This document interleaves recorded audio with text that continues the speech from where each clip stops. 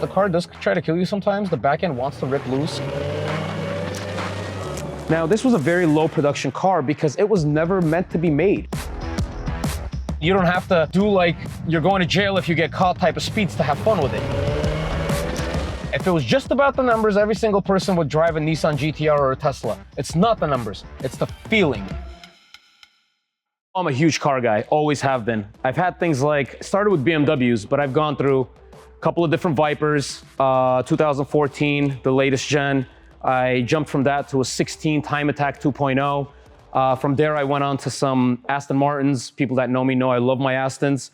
A GT3 Porsche, and most recently, a rear-wheel drive Huracan. But this is my new car, and it's the 2001 BMW M-Coupe.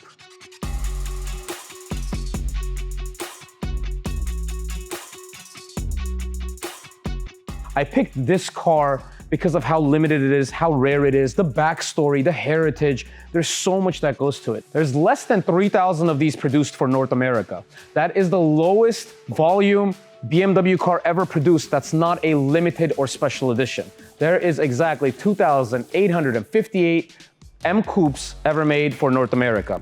Out of those, only 678 of them have the S54 engine. Those were only produced in the last 2 years of production, 2001 and 2002.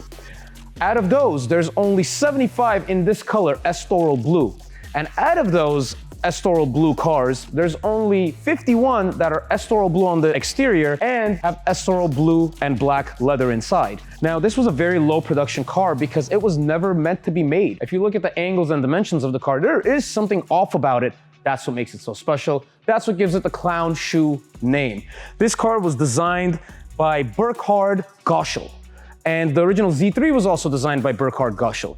He wasn't happy with how the Z3 performed in the long term, I guess. The sales figures were outstanding. They were phenomenal. The car came out and they had an endorsement deal with the James Bond 007 movie franchise. So in '95, when the movie dropped, this was a feature car in the movie. BMW sold more than they could imagine they were going to sell. The car's built on the E36 3 Series chassis. So that chassis was already in production. So it wasn't huge figures for BMW to switch that chassis to a Z3.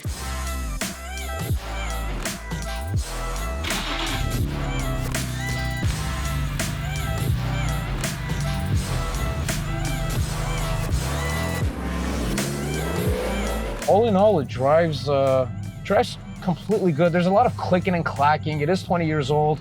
A lot of noise coming from the suspension and stuff, which will be resolved once the TC Klein Racing coilovers go in. And they will be double adjustable, damper and rebound independent. So once those are in, it should give us a really smooth, nice ride on the streets, while also giving us amazing cornering and handling. The M-Coupes and M-Roadsters, they only came as a standard manual transmission, which was a 5-speed manual out of the E36 M3, and I believe it shared some E39 M5 or E39 5 series components in that transmission. When Burkhard wanted to make the Z3 that he originally wanted to make better, BMW said no. Car's performing fantastic. The bean counters, the money guys are like, the money's coming in, what's your problem? We don't want to spend any more time, energy on this.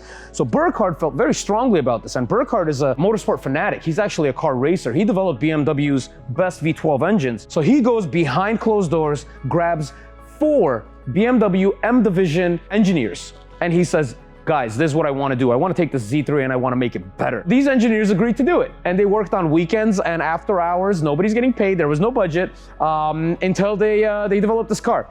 On the final hour, after they had it, they chopped up whatever they could and used whatever parts they could. This is off of E36 M3 mirrors, after they reused any parts and components, even concept cars from the 80s were chopped up and used. They were just hardcore M guys, and that's what I love about that era of M BMWs, because it was not about necessarily the power figures or any of that. There was just something raw and genuine about the M division at BMW. At the end of it, at the 12th hour, they bring in this woman from the design team, and this lady knocked it out of the ballpark. I think she did such a great job, but she gave it a little bit of design characteristic, and this is what we ended up with. And that's why the car looks slightly odd in dimensions and proportions, is because it was never supposed to go into production.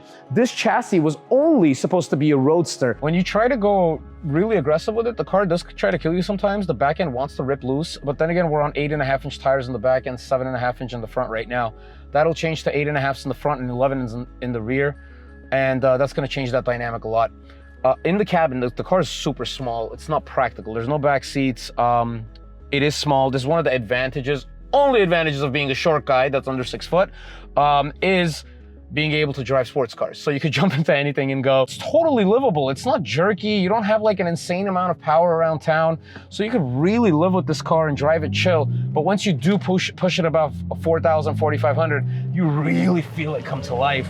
You don't have to, do like you're going to jail if you get caught type of speeds to have fun with it, So that's one of the things I really love in this car, because everybody's so fixated in power, 0 to 60, 0 to 100. Forget the numbers, man. Have fun with it. What does it feel like? Is it fun? If it was just about the numbers, every single person would drive a Nissan GTR or a Tesla. It's not the numbers. It's the feeling. And you don't have to go super high power to have a good time. I just want to put that out there. You want to get a lightweight car, you could throw around, you go about 50, 55 miles per hour, and it feels exciting. Now, when the car went into production in 1999, it carried the E36 M3 engine, which was detuned to about 240 horsepower for the M-Coupes. In 2001 and 2002, the last 2 years of production, BMW dropped the new M3's engine in it, which was the E46 M3 engine, and that was a proper M motorsport engine. Now, before we get into the engine and look into the S54 and show you under the hood, I'd like to put those power numbers and weight figures into perspective for you. So this little guy weighs about 3,000 pounds. The engine puts out over 300 horsepower. So that means for every 1 horsepower, you're carrying 10 pounds. That is a phenomenal power to weight ratio. 3.2 inline-6 with individual throttle bodies that gave it a lot better sound, more power, higher redline, just all in all such a better feeling, more responsive engine. This engine specifically puts out 315 horsepower, which is slightly detuned than the E46 M3 version. The car currently has a Dynon carbon fiber cold air intake, Dynon Stage 3 tune, Dynon front and rear sway bars, and it has a strong strut bar, which is great. Now, I never drove this car before these modifications, so all of this seems regular to me. This is how I've got to know this car. I've owned it for about a month now, and once we start working on it, we're gonna just develop on what's already been done. Probably not gonna keep the Dynon tune and the Dynon intake, because ideally I'd love to go for a CSL style intake, which would mean I need a modified fuel rail or a Alpha N tune. So we're gonna figure out which direction we wanna go, but we wanna go with the best solution possible. Now, let me tell you why it's special to me personally. So when I was ready to buy my first car, my dad said, whatever money you collect to buy your first car, I'll match it and we can go get you a car. And all I could imagine is some kind of really cool Honda. We found this like crash yard in North Hollywood. It was these two brothers and they were running a salvage yard. They had like 20 crashed cars. And I went there, I found a Prelude. I found a Honda Prelude there. It had, the whole front end was crashed, and I just fell in love with this thing. And it was an SH, I think they were called SHs, which was the, the better engine. It was a 200 horsepower engine, I think. My dad said, this thing's a piece of crap. You got to look at a better car. I don't want you to drive this thing. And I was like, why, Dad? It's so nice, so nice. So while we're having this argument, father and son, my friend Vacha from the back of this, salvage yard comes yelling, there's an M3 in the back, there's an M3 in the back. So we both run back there, and it's a 97 4-door E36 M3. And again, the front corners crashed on this car, and I fell in love with this thing. And my dad sees it, and he's like, now this is a car. And I'm like, Dad, this is way over budget. And he said, don't worry, we'll figure it out. But that's how I ended up with my first BMW. It was a salvaged E36 M3, and this is a throwback car to that period of my life where me and my dad built my first sports car together, and it's meant a lot to me. And one day I'd like to have my dad on the show so you guys could meet him, see who the guy is. He was a mechanic in Armenia. He worked on cars that nobody else in Armenia could work on at the time. He's a very creative guy. And I found my love for cars, I feel like, through him and seeing him with cars. But when we came to America, my love for cars continued, and I feel very blessed for the opportunities I've had up to this point, how hard my parents worked to get us to where we were and create these opportunities. So I could pursue what I wanted to pursue for a living, and it means the world to me.